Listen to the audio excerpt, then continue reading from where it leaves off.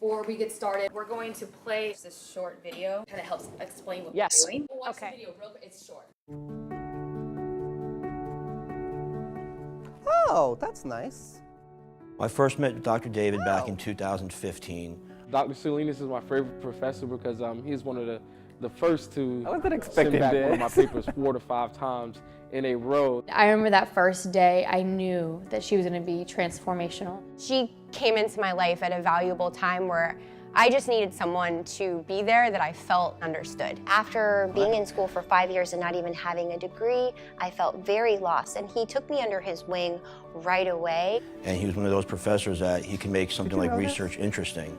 He was always there for feedback, and I could tell that he was empathetic to all the students, including myself. He takes ownership of you being his student, and then he wants you to take pride in your work. My second week of graduate school, my abuelita passed away, and I remember calling Dr. Bloom at 5 in the morning and saying, I can't make it to class. She said, do what you need to do. I believe in you, and we can do this together. Now myself as a teacher at Santa Lucia's High School, I definitely took away a lot of the things that Dr. Salinas talked to us about in class, and I let that be a segue into my classroom. If anybody who knew me 15 years ago knew that I was a professor now, would be very surprised. And so that first class I took with him, he completely changed my life.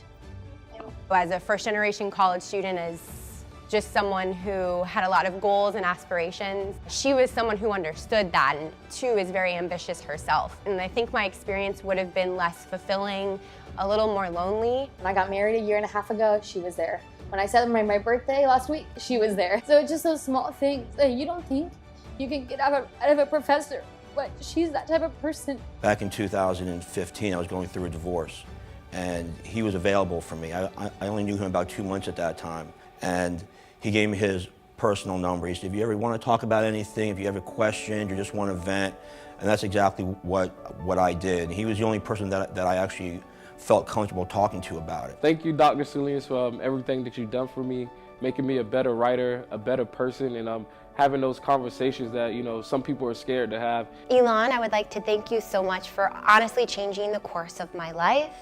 And you knew it first. You said it first, that I was meant to be a teacher. I don't know any other words besides just thankful. You've gone above and beyond, not only for me, but for all of your students. Dr. Floyd, thank you. You helped me finish something that I oftentimes thought was impossible. Dr. David, I mean this, you know how I am. I don't trust that many people.